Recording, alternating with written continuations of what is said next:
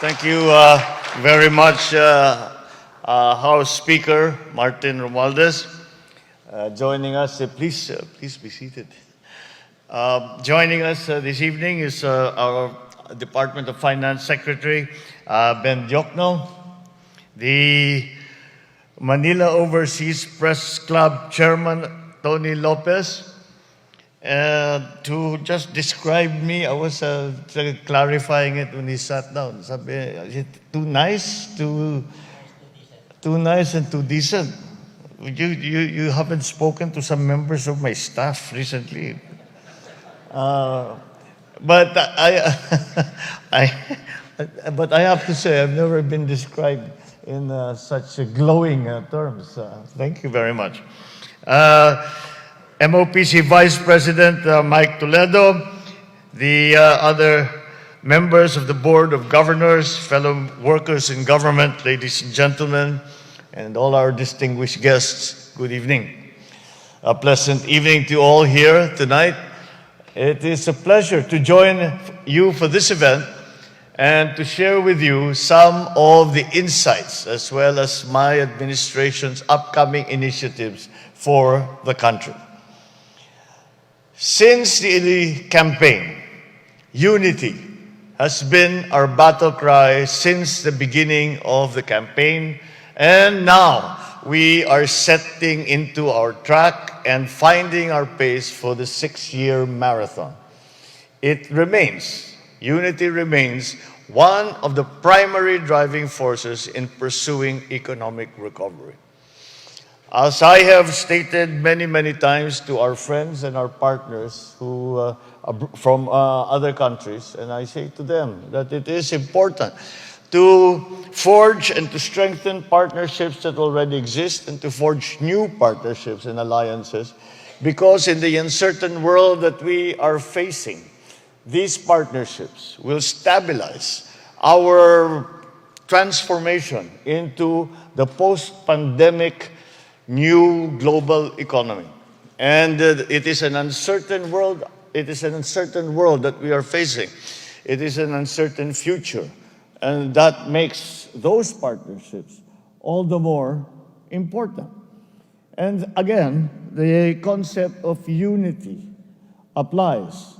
Although it was during the campaign, you could say, a concept, an idea that we brought forward as a message to the people. It still remains as a guiding light to us and saying that what we need to do is to strengthen the lives of each Filipino's capabilities. What we have to do is to strengthen the Philippine economy. What we have to do is to strengthen our position in the world. And we need everyone's help in that. At the very first, as soon as I assumed office, I asked for everyone's help. No one person can do this. No one government can do this. No one entity, not one corporation, not one business. However, if we understand what we consider to be important for our country and for our people, and we work in our different ways to achieve that aspiration, to make that dream come true, that unity will bring us to that level of success. And that is why it still remains our touchstone as we go through the nuts and bolts, I suppose, of the problems that we face. And there is a very famous saying that we campaign in poetry, but we govern in prose. And as we govern in prose, we keep close to our heart the idea of unity. This constant aspiration for harmony amongst our people is not mere idealism or romanticism.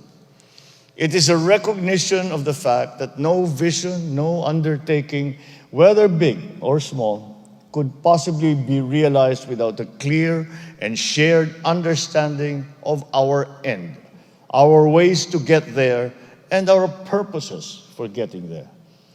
The goal is simple. It is clear.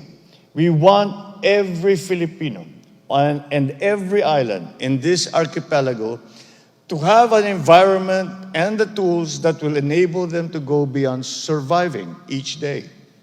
We want our people to dream, to develop their talents, to explore the beauty of the country and of the world, and most especially, lead meaningful lives and have in their heart a hope for the future. And given solidarity as a premise, this event is a great opportunity to lay down the economic and diplomatic directions that this administration will undertake to ensure that we are all on the same page. So I'm deeply honored by this invitation to take part in this long-standing gala and the platform that it provides to discuss our concerns for the future. I am grateful to the MOPC as well as all the personalities, correspondents, diplomats, and businessmen and women present here tonight. Thank you for this opportunity to lay down parts of the vision and initiatives for the country's development amidst the global pandemic. In previous engagements, I have expressed several of the key priorities of this government, and tonight I wish to reiterate them to you all. The administration's first crucial objective is to secure food sufficiency and post-pandemic growth. I'm proud to share that in the recent visits that we have undertaken abroad, I was able to promote agricultural cooperation, encourage trade investment in key sectors. Locally, the Department of Agriculture has continuously provided production inputs to farmers and fisherfolk, such as high-quality seeds and fertilizers, as well as post-harvest machinery and facilities, including trucks, dryers, mills, all that can potentially contribute to the productivity and profitability of our farm workers and to increase their livelihoods. And so for them to once again make a living out of the agricultural sector. The government is also focusing on its agenda of strengthening public-private partnerships and sustaining the robust infrastructure initiatives of my predecessor with our very own flagship, and I think it was described, Build Better More infrastructure agenda. We need efficient infrastructure systems to serve as the backbone of the economy. There are certainly difficulties and challenges in the global arena, but we remain resolute in our efforts to cushion the impact on the Filipino. So we enjoy not only government and industries, but also the public to help in sustaining the positive trajectory of our socio-economic growth. For all our vision and aspirations, I underscore the crucial role of the press in building an active citizenry, one that contributes to the development of our society. The nation counts on media in improving access to information and increasing awareness on issues that affect our country and the world. Your proactive participation in keeping a well-informed citizenry forms part of our collective goal to empower Filipinos and establish a more robust Philippines. I could not share all our plans for the next 6 years, but I will stand here and I will say that you may rest assured that we continue to articulate our plans with the members of the media, of course, especially the Manila Overseas Press Club. As I share your club's conviction in the importance of upholding the universal right of free speech and press freedom, as well as giving and receiving accurate information, I'm committed to remain open with you, constantly communicating our progress as we move forward. I urge you to effectively communicate to the public the government's efforts and initiatives towards our country's development. This is the partnership that another partnership that we must continue to strengthen. It is the job of our media practitioners to not only analyze, to not only give their opinion, but to also inform and let our people know what the government is doing and how it will help their lives and how they can be part of that progress, that process of progress that we have started.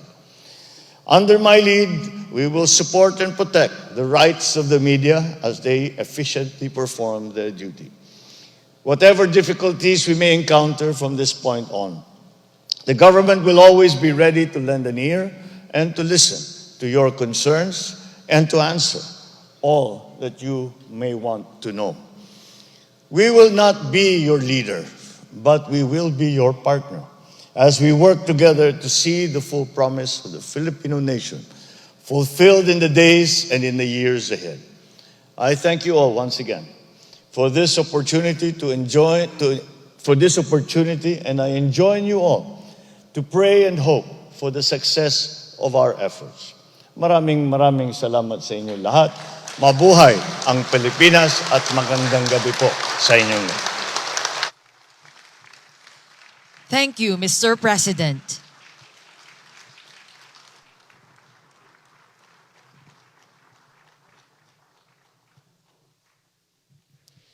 May we request His Excellency Ferdinand Romualdez Marcos Jr. to grant a photo opportunity with the MOPC Board of Governors and MOPC officials. For the first batch, please proceed on the left side of the stage. Officers and Governors of MOPC. Photo opportunities, please. Photo opportunity.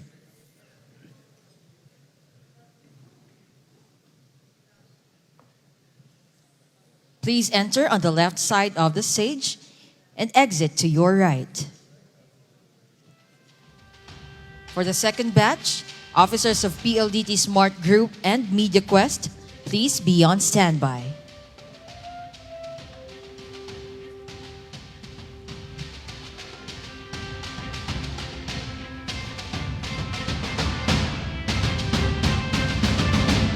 May we request batch 2 to please proceed on the left side of the stage.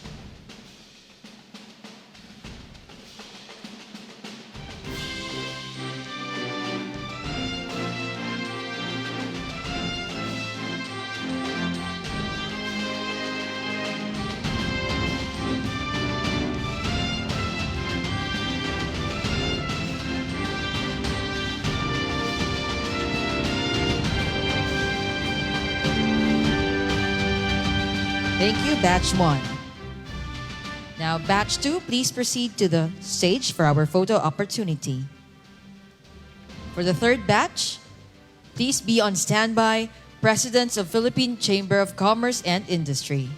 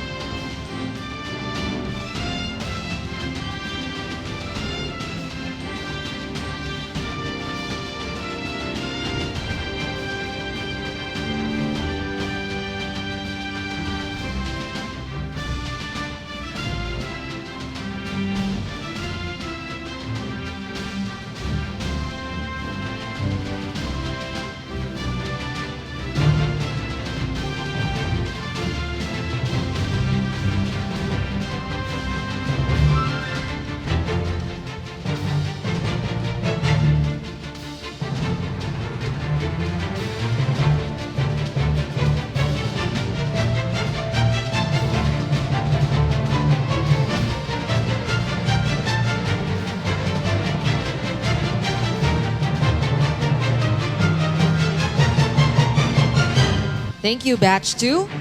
Now, Batch 3 is... Yeah.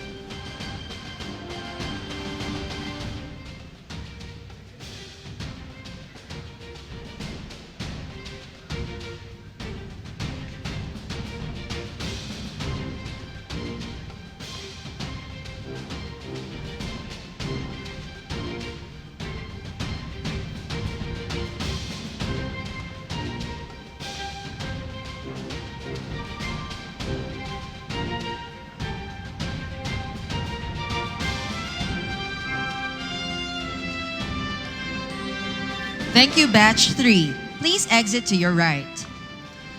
May we call in Batch 4, Phil Consa.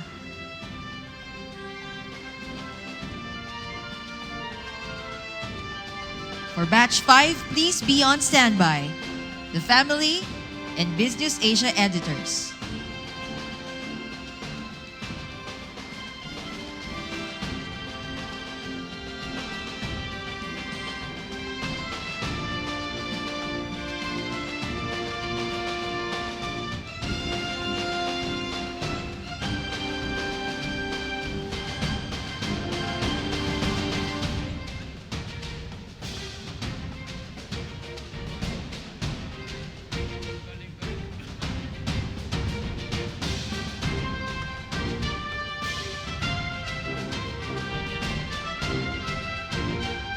Please be on standby. Batch 5, the Family and Business Asia editors of Chairman Tony Lopez.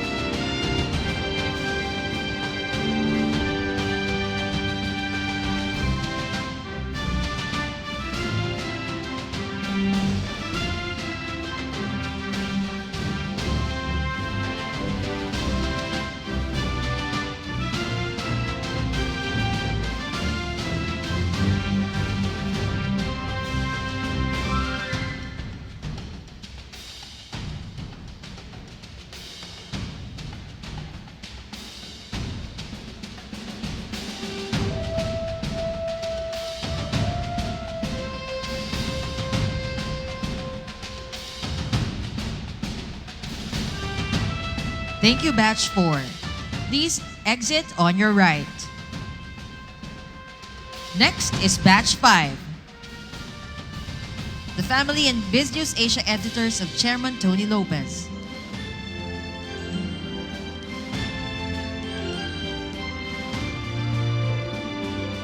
Please be on standby, Batch 6, the Family and Executives of President Eric Canoy.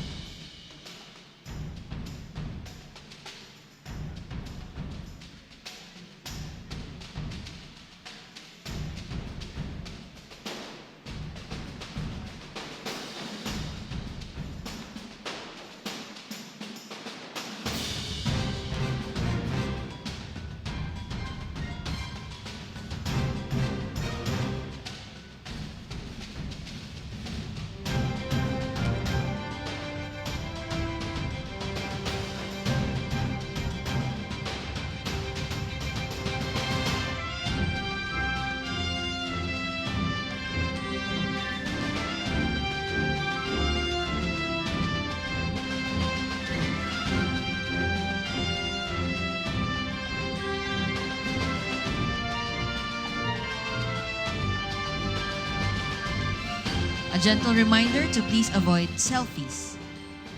Please avoid taking selfies, please.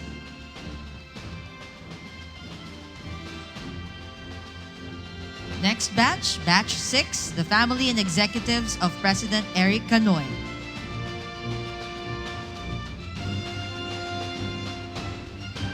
Thank you, Batch 5. You may exit to your right. Please be on standby. Batch 7, the Consular Group.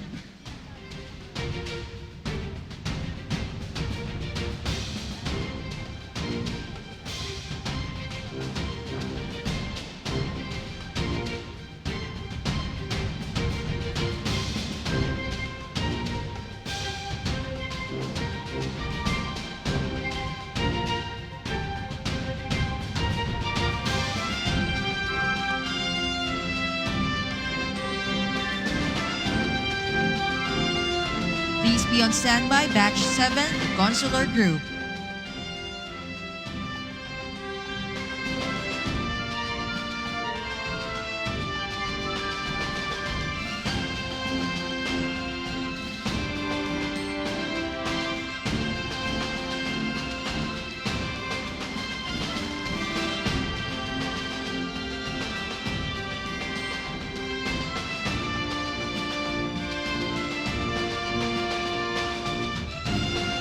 Thank you, Batch 6. Please exit to your right.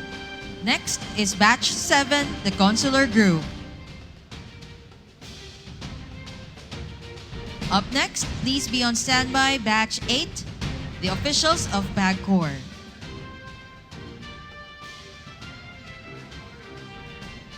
Up next, please be on standby, Batch 8, officials of PAGCOR.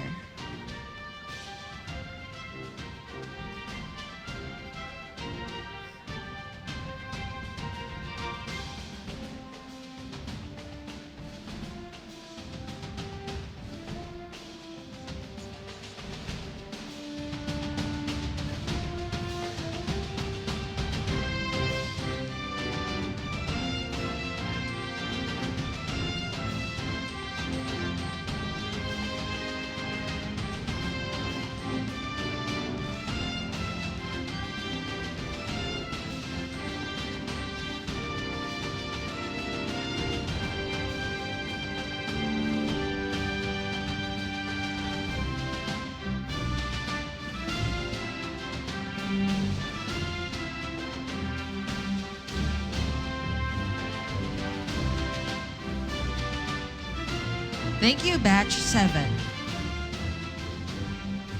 Please exit to your right. Thank you.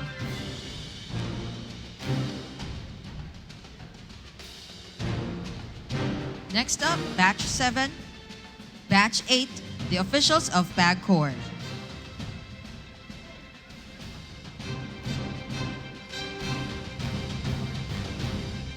Please be on standby, Batch 9, First Gen and EDC Group.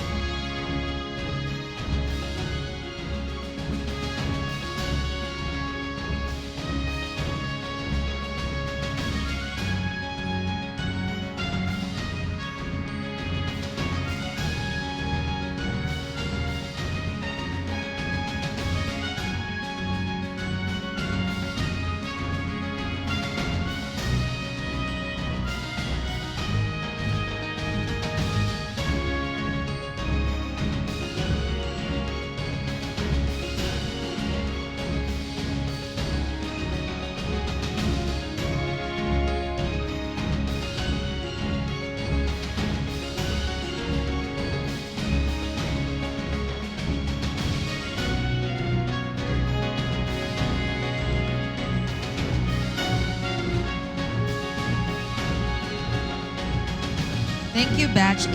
Please exit to your right. Batch 9, First Gen and EDC Group.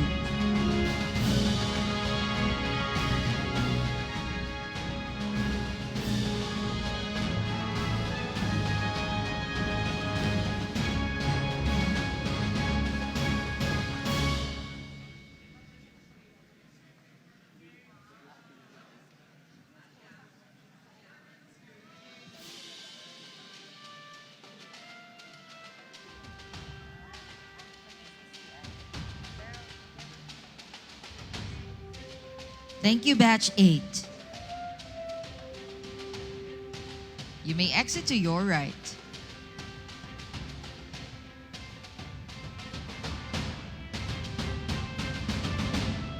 Up next, Batch 9, First Gen and EDC Group. Please be on standby, Batch 10,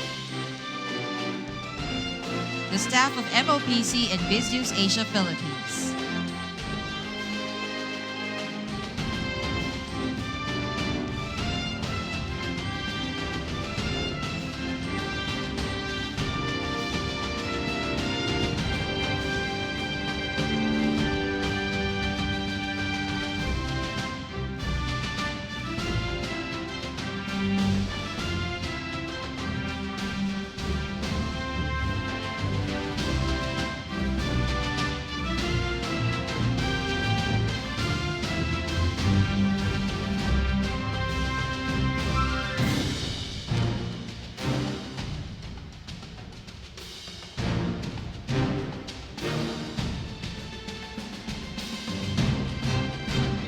Thank you, Batch 9.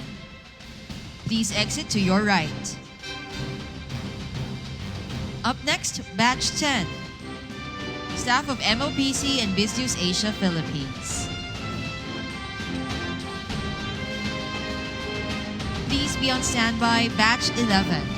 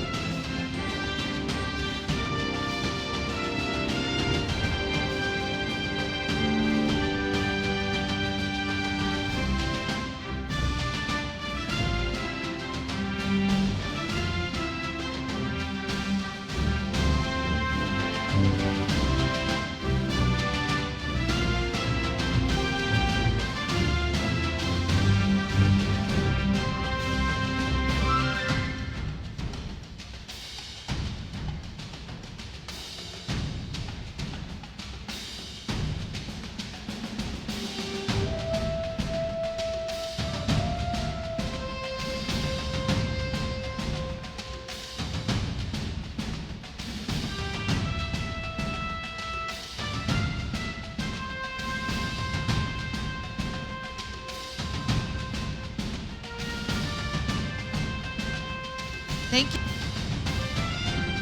Next up, Batch 11.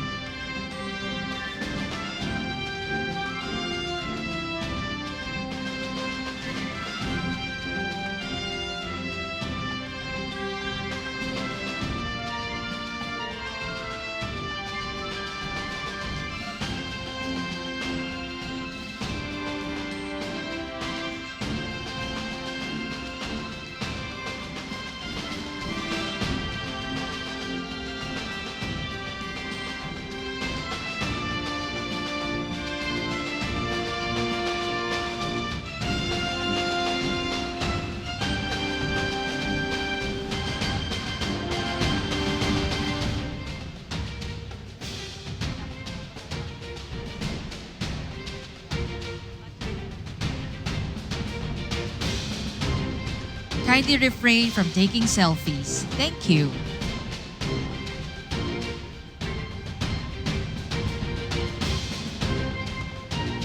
Thank you, Batch 10. Please exit to your right. Now this time, Batch 11.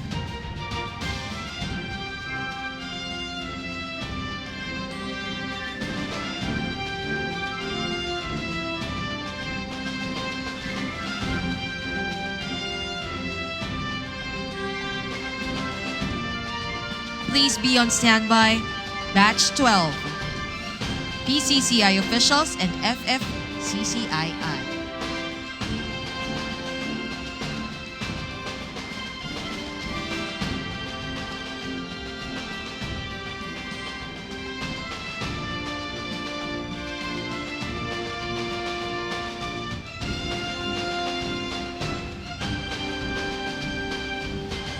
Thank you, Batch 11.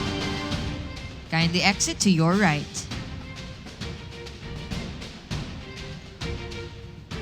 Next up, Batch 12. The final batch for our photo opportunity.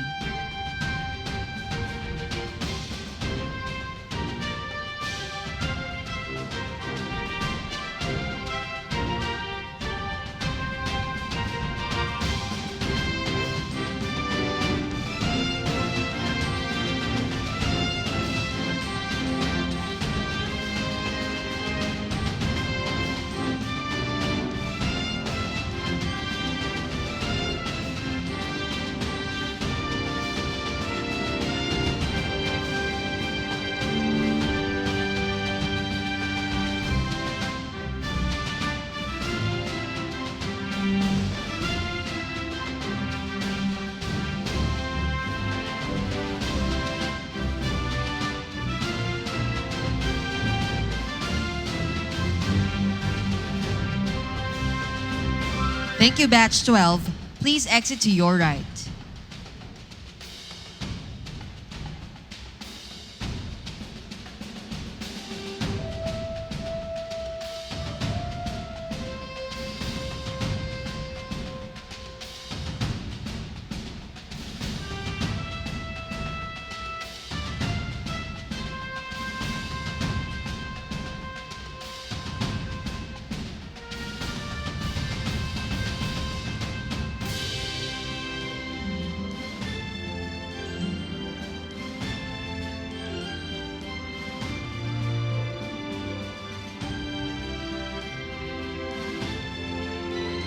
For another photo op, we'd like to call NG's CP.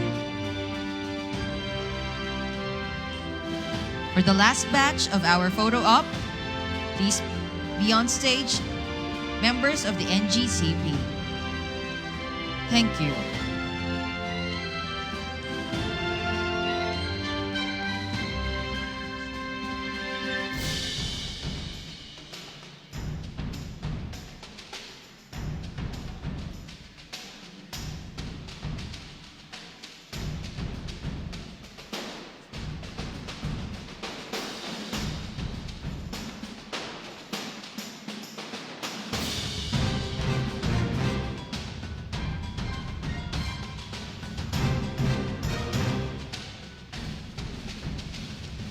Thank you very much. Thank you, Mr. President.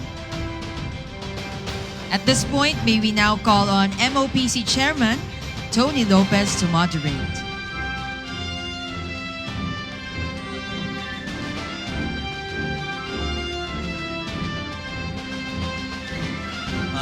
May I ask Kitata to ask the first question.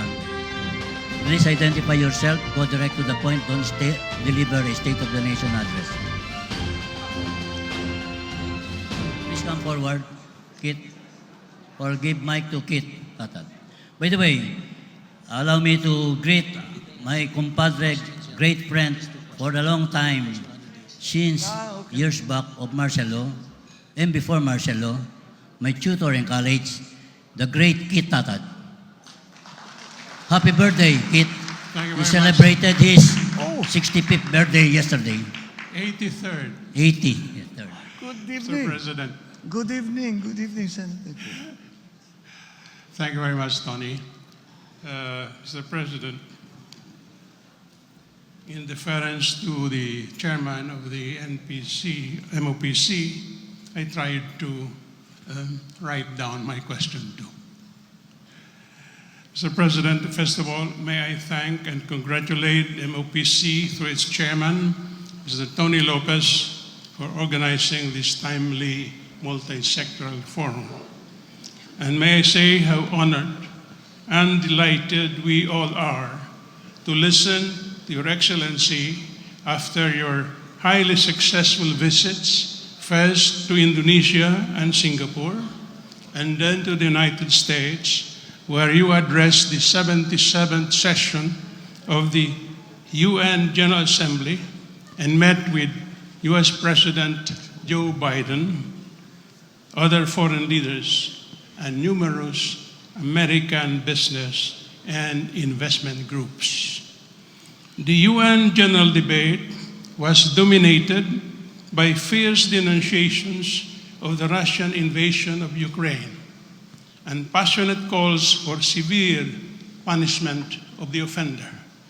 Your Excellency, however, made it abundantly clear that the Philippines will be a friend to all and an enemy to none, whether in this conflict or in any other. This is a universal aspiration rooted in the gospel, a stark reminder that war always destroys and peace alone delivers. My question, Mr. President, is this. Having defined the ideal, will you now want to operationalize your exalted foreign policy vision so that the world would have a working model to follow? And if that opens up a diplomatic corridor for sovereign nations to cooperate with greater zeal for the elimination of war and the threat of war, would you be disposed to lead such an undertaking? At an appropriate time, will you want to take it up with, say, your colleagues in ASEAN and in the non-aligned movement, of which we have been a member since 1993? One small related question, Mr. President. The UN Secretary General recently said that so far humanity has been Kit, Kit, can you reduce your question to 5 words? What exactly are you asking? What is your exact question? Yeah, I asked the first question. That would His Excellency want to operationalize his exalted foreign policy vision so that the world will have a model to follow? Well, And if that opens up a diplomatic corridor for many nations to work together to So you're eliminate asking the war. president if he wants to be the leader in peacemaking negotiations.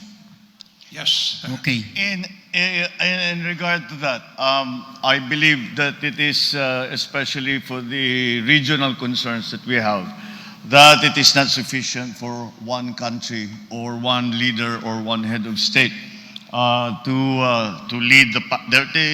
There will be leaders, there will be followers, and we hope to be one. We hope to be the part of the leading, the ones that are leading the effort for peace. That we concentrate. In the past, in my discussions with the different leaders, we spoke very much, of course, of the situation here in Southeast Asia, in Asia, in regards to the intensifying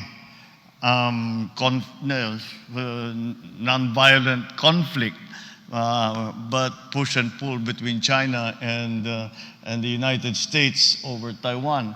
And again, we were reminded 2 days ago of what we may have forgotten a little bit, that North Korea remains a threat to the peace in the region. And it's my belief that we must strengthen our organizations. And specifically in this case, I'm talking about ASEAN. And I think ASEAN can do more than it has done thus far. And in fact, in the upcoming ASEAN conferences that are coming up in November, I intend to propose several actions that ASEAN can take specific to the different conflicts that we are seeing in our region. And if the Philippines can play a part, then that would certainly be a good thing. We have the issue of Myanmar and the Rohingya situation, and we have as yet been unable to bring Myanmar to the table. And I think it's time to put forward some concrete proposals on what we can do to, at the very least, bring the at least representatives of the military government to the table so we can begin to talk about these things. I'm a great believer in engagement. And I think once the lines of communications have closed, then any hope of a compromise has ended. And so let us continue with that. But again, we must present a united front, and that is something that I believe is the best way forward. Simply because the moral suasion, at the very least, of several member countries of ASEAN is probably, in many ways, more effective than just a single country. Although we don't dismiss bilateral contacts, bilateral negotiations, multilateral negotiations outside of ASEAN, within ASEAN. I think we should continue to try and push our member neighbors to present that united front and to move that united front forward so that we can say that ASEAN, as a political, geopolitical aggregation, economic aggregation, has certainly shown that it has a function to do in the normal scheme of the geopolitics, but when crisis comes, that they come to the fore. And that, again, is something wherein I believe the Philippines can play a large part. But in fact, in my speech in the United Nations, I already proposed and I said that it would be we need to abandon the idea of nuclear weapons, of having a stockpile of nuclear weapons as a deterrence. And we should remove that kind of Cold War thinking already from our geopolitics and remove lower the stockpiles and make them, and finally at some point, to remove from the face of the earth any nuclear weapons. And unfortunately, 3 days later, we hear the announcement from Russia that they are contemplating using tactical nuclear weapons. This brings us back immediately to the problem with North Korea, because North Korea is the only country in the region who has threatened the use of nuclear weapons. And if Russia uses tactical nuclear, hindi na bali yung strategic nuclear weapons, but if they use tactical nuclear weapons in the Ukraine, and it becomes acceptable that tactical nuclear weapons are a conventional weapon, then that might encourage other nuclear powers to think in that direction and to now actually use the unthinkable. They start using their nuclear stockpiles. So we have a very important part to play in that, because we have a great interest. We have it must be a subject of central concern in our foreign policy and in the defense of the nation in the Philippines. So I do not think we have a choice. We must play a leadership role, because it is in our interest. And if we do not do it, we are not doing our jobs as the protectors of our country, of our state, of our territory, of our people. If we do not take that leadership role, I think it has been thrust upon us. And it is in good Filipino, as a good Filipinos, we face up to challenges and we face up to responsibilities. So we will face up to this one as well. By the way, Mr. President, when they say tactical nuclear weapon, that's a bomb greater than Hiroshima or Nagasaki. And it's only tactical. Thank you very much. Next question from Ivan Mayrena. Thank you very much, my friend and compadre Kit. Magandang gabi po, Ginoong Pangulo. Good evening to everyone. Ako po si Ivan Mayrena of GMA7. Mr. President, you will mark your 100th day in office in 2 days. What would you consider your accomplishments? What are the things that you wish you could have done? And what will you do, if any? What will you do differently? Well, I would say that I don't know if I would myself term them as accomplishments. It's very early on in a term, but nonetheless, I think what we have managed to do in the first 100 days is put together a government which is functional and which has a very, very good idea of what we are targeting in terms of strict economic targets, for example, in terms of the numbers of growth, the numbers of our different measures, the different metrics that we are using for the economy. But beyond that, I think that we still continue to enjoy that the unifying force that the elections became. Generally speaking, elections are polarizing. And of course, and even in this case, it was polarizing, but at least a very strong majority made itself felt. And I think that is something that we continue to use as our foundation. And with that, what the promises that were made during the campaign, for example, that we bring the best and the brightest and we do not look at color in terms of political color, I think we have done that. And more importantly, we have galvanized government once again into governing. And the one thing I worry about very, very much is coasting. Yung okay na ito, pwede na ito. We don't really need to attend to this anymore. It's going to be all right. You can all go and have a holiday.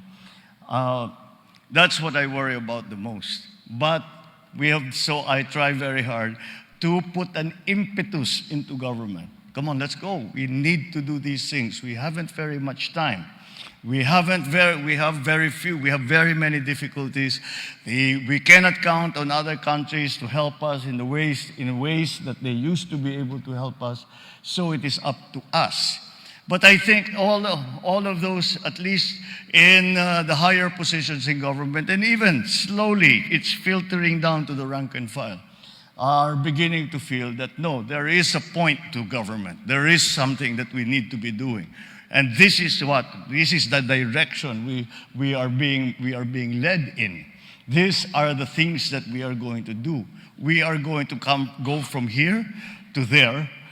This is why we are doing it, and this is how we are going to get it done. And this is the part that you will have to play if we are going to succeed. That kind of message, I think, has filtered down to not only the elected officials, not only the high officials in government, but to slowly make the bureaucracy understand, make all our officials understand that we are here as a government, we are here to govern.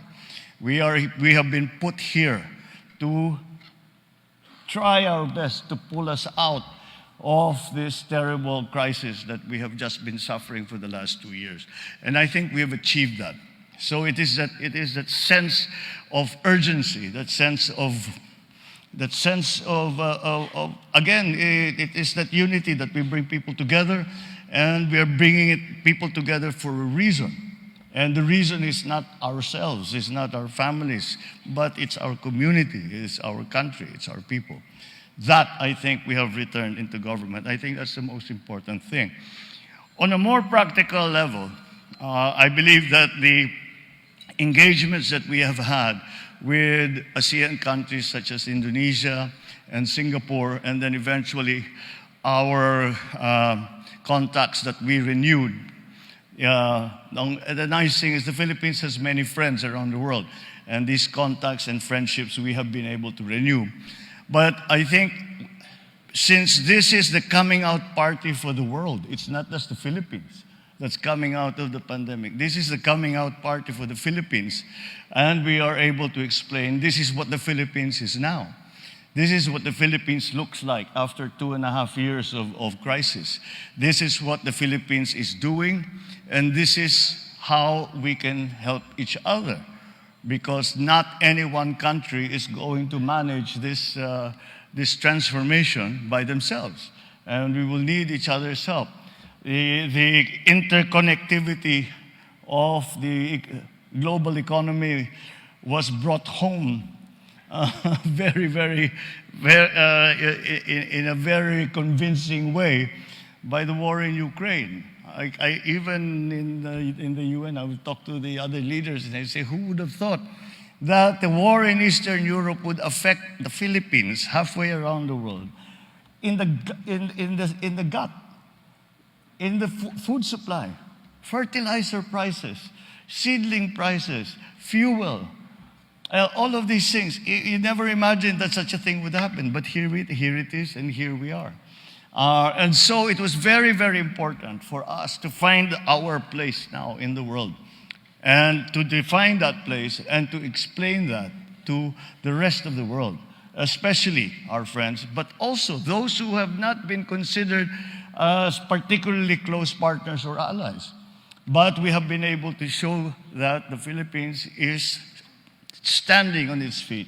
The Philippines continues to have its aspirations and its dreams, and we are willing to do our part in making those dreams come true. And the partnerships, once again, are going to be important, and we invite you to join us. So that is one thing we have staked our place in the community of nations. I think that has been very, very important. The other, I suppose, we have started we were able, I suppose, in the first 100 days, actually the first 60 days, maybe 50 days, we were putting out fires. We were just trying to make things work, because suddenly the problem, you're all aware, the problem with sugar, the supply, the problem with fertilizer. We were having to look to different what we now refer to as non-traditional sources. Senator Kit just brought up also this foreign policy between Ukraine and Russia. And we take a very balanced view, because the truth of the matter is we may have to deal with Russia for fuel, for fertilizer, we have to find a way to deal with the Ukraine for our feed wheat, our corn importation, all of these things, our livestock importation, all of these things have now become part of the mix that has made the world situation more volatile and more complex than it was before. But we have already made it clear where the Philippines stands in all of this. And it is something that I made clear again to the other leaders, and I said that we are essentially driven by our desire for peace. And all the economic development that we plan and all that we hope to do will come to naught unless there is peace. And so that, I think, that message, and we have played our part in that, that touches upon the question of Senator Kit Tatad about the leadership role that we need to be playing. So again, I think I remember the first time I heard this question. What was during the campaign. What will you do in your first 100 days? And I said, well, the first 100 days will be finding the best and the brightest to help and to serve in government. I think that we have managed to do that. I think that we have. I am always very grateful to those such as Secretary Ben Diokno, for those in our economic managers, those who are experts who have have decided to join the government, because we know that they are very successful, and this is a sacrifice for them. It is really all about service on their part, and so we are always very grateful for their talent. We are grateful for their industry.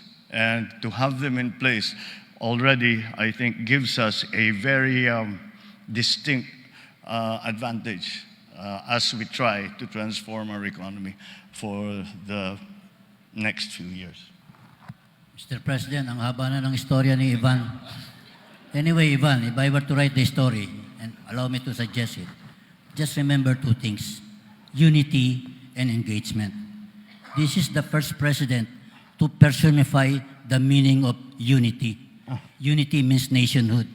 Engagement is like in an automobile. There is a transmission, there's an engine, there's a driver. You engage and you move. Thank you very much, Mr. President. Thank you, Tony. It's time for something equally substantial, dinner. But before that, let's have a closing remarks from my president.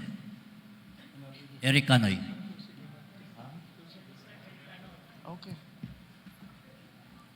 Thank you, Mr. President. Gusto mo pa isang question pa? Yeah. Invite niyo, Mr. President.